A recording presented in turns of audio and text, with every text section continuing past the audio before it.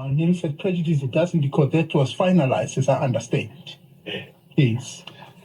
So I'm not asking the witness for his legal expertise. I'm asking him to respond to the finding of that Human Rights Commission appeal tribunal. They made a finding on this question, on the disclosure of killability of a farmer, which of course an issue also is that can respond to that that. He doesn't usurp the power of this ultimate determination as far as this present matter.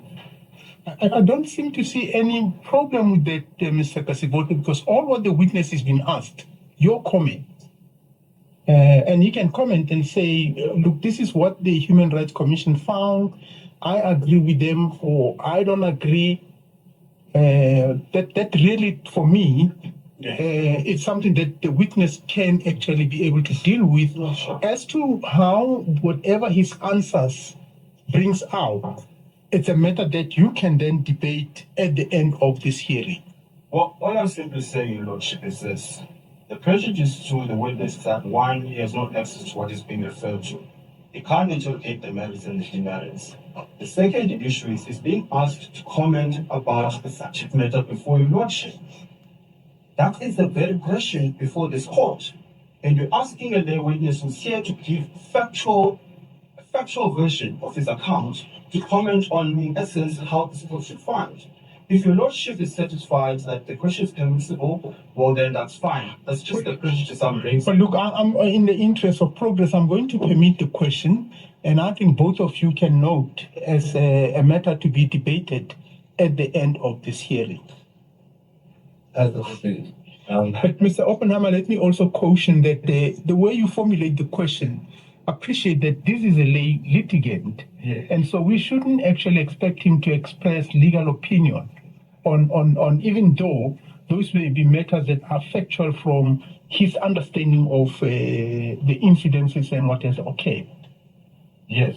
No, I'm not asking for a legal opinion. It's just given that we've had quite a long discussion between it might be fair to witness for me to stay in the game. Yes. And maybe I'll do it. I might break it up as well. Yes. Okay, so I'll start with the determination.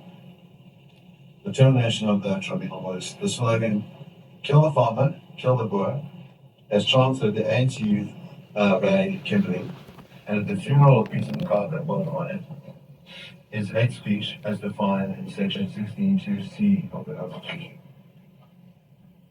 Let's start there. What is your view on that determination?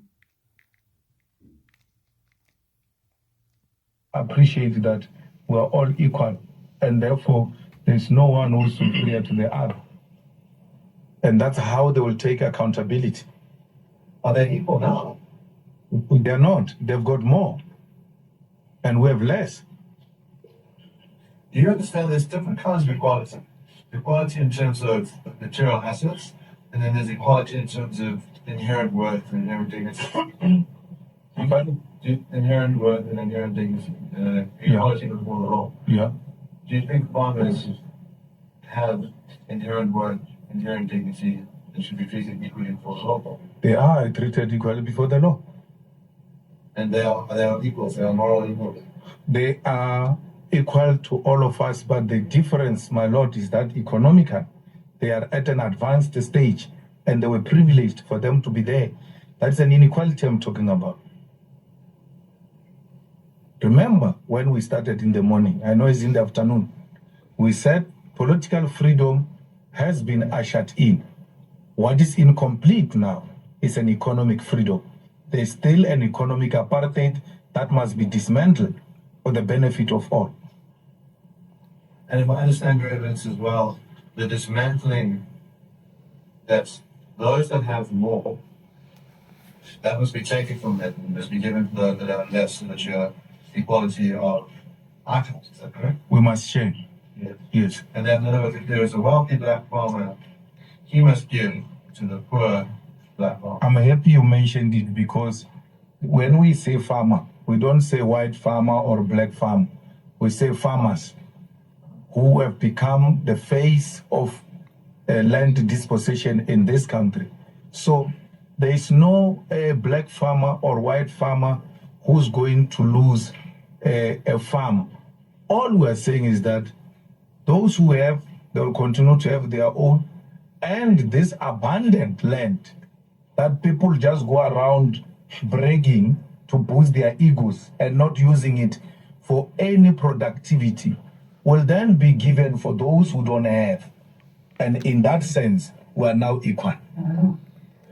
Wow, wow, wow, wow, wow.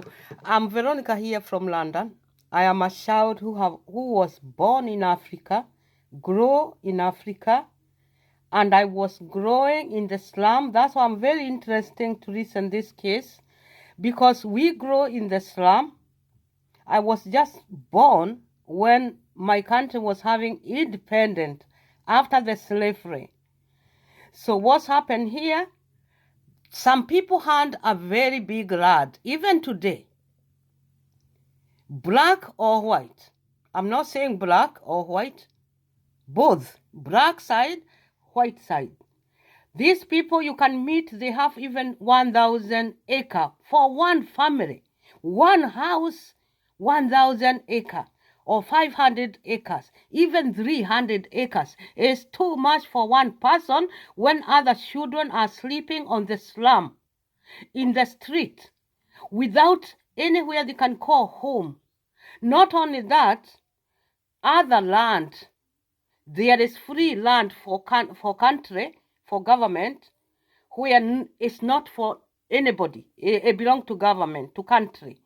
Those lands, they are just empty. Why they can't take these slum children to take them there and give them those land? Not too much, just only where they can plant their food and their little house to grow their children, those land. Now what is this man saying in South Africa? If you listen very carefully, without hating one side, he is saying this.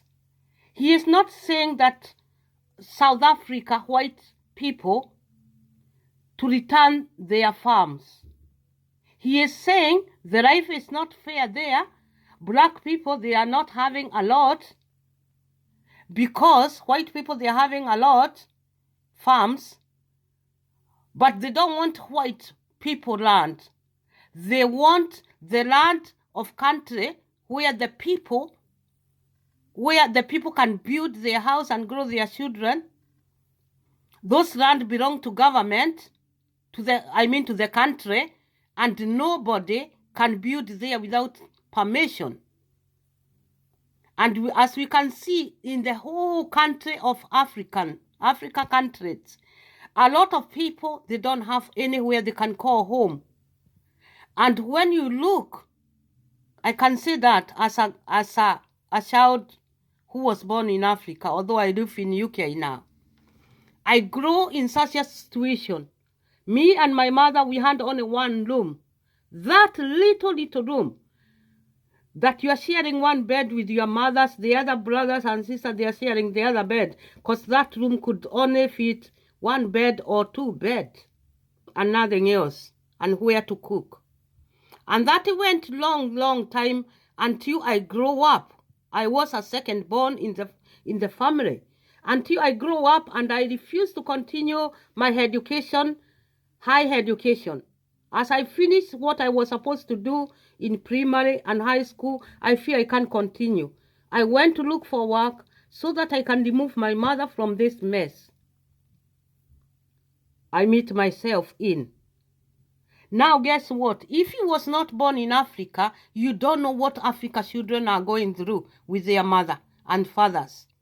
These children, they are sleeping on the street. These children, they don't have anywhere they can call home. And yet, the land is too big, but they are not having permission to build a house in those lands. Okay?